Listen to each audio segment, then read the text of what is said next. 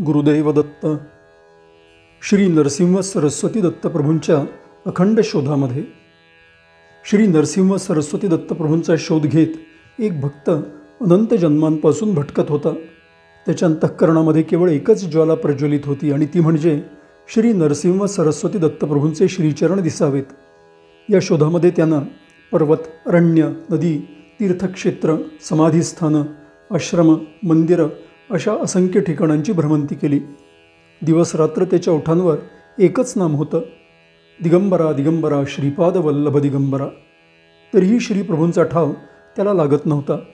प्रत्येक जन्मात त्याचं शोधकार्य मात्र सुरूच होतं. त्याच्या डोळ्यामध्ये त्यांच्यावरच्या प्रेमाची आस होती. त्याच्या अंतरामध्ये असलेल्या अढळ भक्तीमुळे हा शोधच त्याचं अवघं जगणं झालेलं होतं. अखेरीस एका पवित्र क्षणी त्याला श्री नरसिंह सरस्वती दत्तप्रभूंनी साक्षात दर्शन दिलं.